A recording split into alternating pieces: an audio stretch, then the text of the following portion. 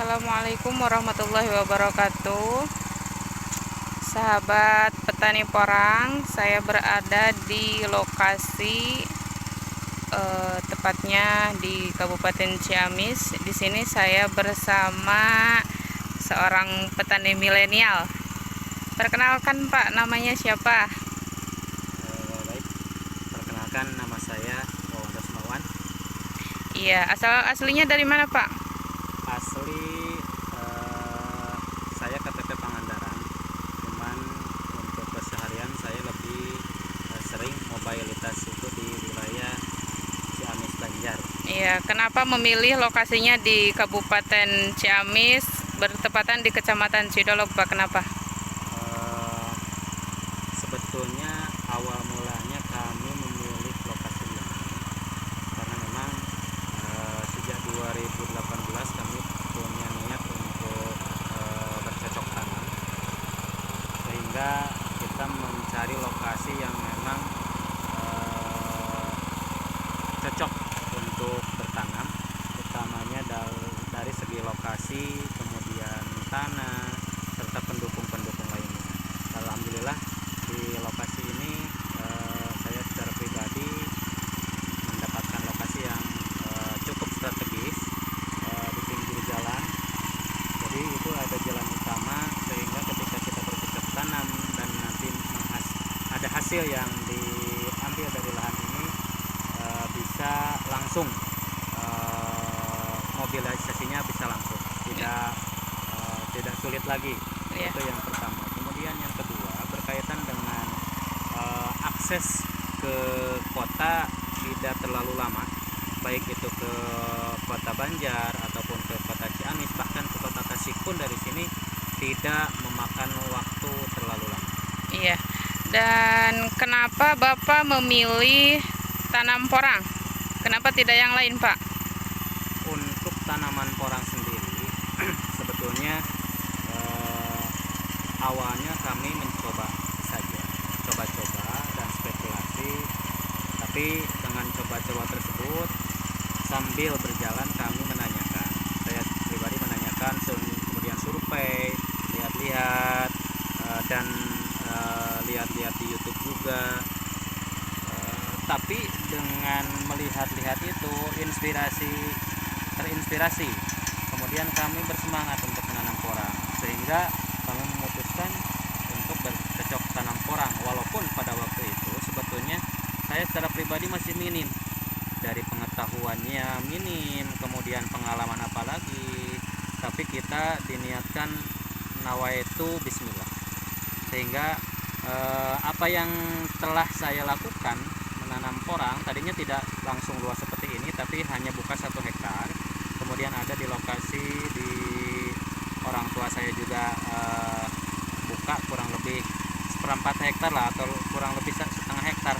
Tapi alhamdulillah dalam musim tersebut, tepatnya musim lalu, itu hasilnya signifikan, dan akhirnya saya memberanikan diri untuk memperluas lahan yang tadinya cuman, kalau di total 1,5 hektar, rencananya kita pada tahun ini mudah-mudahan atas izin Allah, mudah-mudahan saya bisa membuka 4 hektar, dan itu memang sedang kita lakukan pembukaan lahan. Minimal di musim ini saya harus bisa menanam total keseluruhan dengan yang sudah ada tanam 4 hektar. Iya. Doanya dari semua. Insya Allah ya Pak, didoakan selalu. Dan apakah Bapak latar belakangnya seorang petani? Baik, sebetulnya kalau saya pribadi bukan petani. Gimana ya? Jadi sebetulnya malu lah kalau untuk membicarakan terkait masalah latar belakang. Tapi yang jelas bahwa memang orang tua saya petani asli.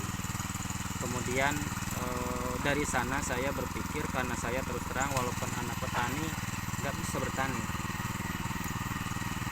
Saya selalu berpikir dari awal mula sampai sekolah, kemudian kuliah, selalu berpikir bagaimana caranya, walaupun saya seorang petani, anak seorang petani, tapi saya menyadari betul bahwa bertani itu saya nggak bisa. Makanya saya memutar otak bagaimana caranya saya, walaupun anak petani, tapi jangan sampai meskipun saya harus bertani, tapi jangan terlalu capek menggunakan fisik, karena dengan keterbatasan fisik saya dan lain sebagainya, terus terang saya tidak mampu untuk melakukannya. Sebetulnya saya punya profesi lain selain daripada itu.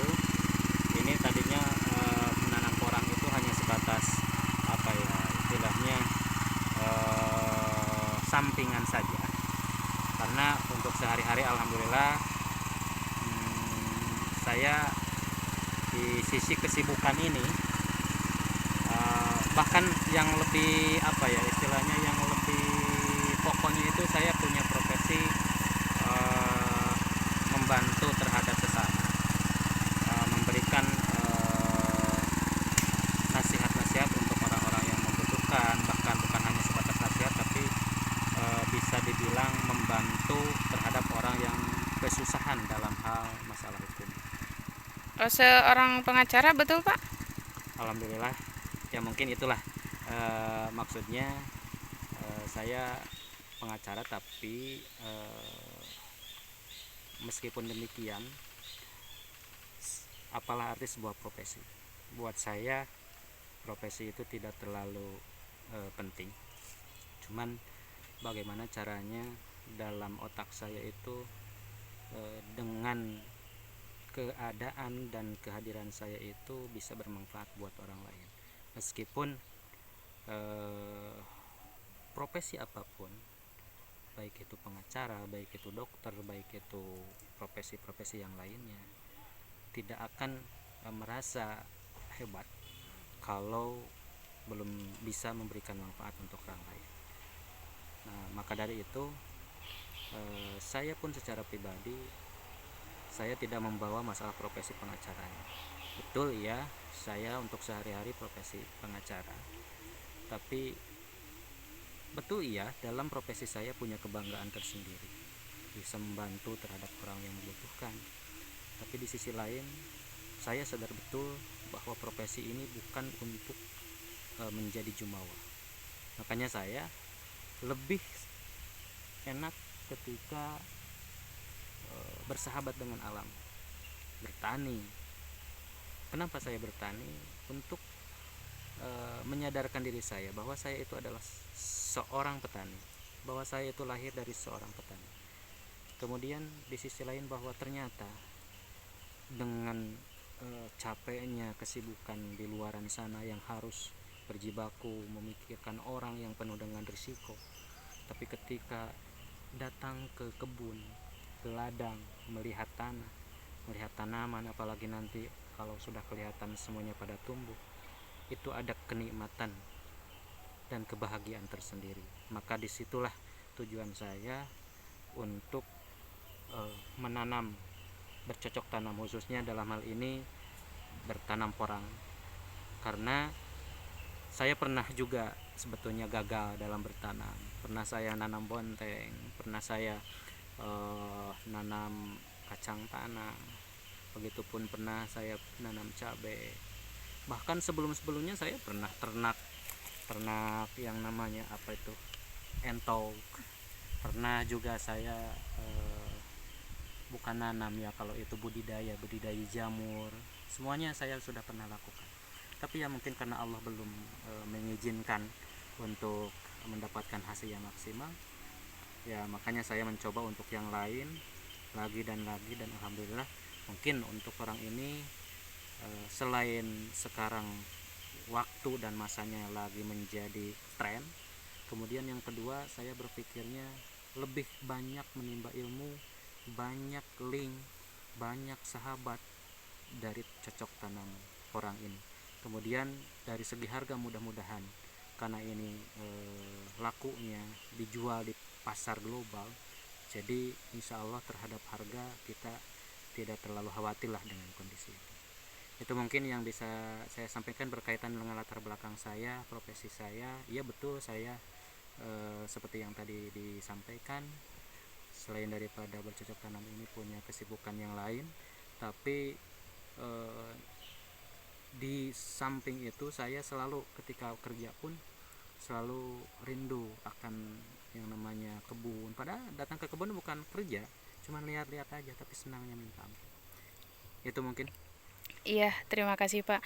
Dan itu sangat menginspirasi ya buat teman-teman semua. Mudah-mudahan ya, mudah-mudahan. Iya, dan semoga dengan menanamnya porang seperti ini dapat memberikan inspirasi juga untuk teman-teman semua yang belum mencoba untuk menanam porang. Betul Amin. ya Pak ya? Mudah-mudahan dan saya pun berharap kepada masyarakat khususnya yang ada di wilayah sini, kami itu menanam bukan hanya untuk kepentingan kami secara pribadi, saya secara pribadi, tapi dengan cara seperti ini. Kenapa di pinggir jalan, sebetulnya memberikan edukasi secara tidak langsung ke masyarakat yang tadinya gak tahu apa sih ini, tanaman apa sih ini. Minimal ada pertanyaan seperti itu kita jawab, kemudian setelah dijawab mungkin ada penasaran juga untuk mempertanyakan lebih jauh. Ketika saya menyampaikan bahwa ini tanaman porang, pasti dia akan menanyakan apa itu porang, kemudian kegunaannya untuk apa, dijualnya kemana, laku tidak. Nah minimal dengan cara seperti itu kami pun memberikan mendemokan porang itu kepada masyarakat bahwa ini loh salah satu tren masa kini yang bisa menjadi penghasilan yang menjanjikan di kemudian hari buat masyarakat. Meskipun ya kita akui bahwa ketika kita menanamnya terlalu banyak, ya itu berimbasnya terhadap modal juga, karena memang porang itu di awal memerlukan modal yang tidak sedikit, apalagi kita bukannya berhektar-hektar, karena kita tahu yang namanya bibit pun memang sangat mahal.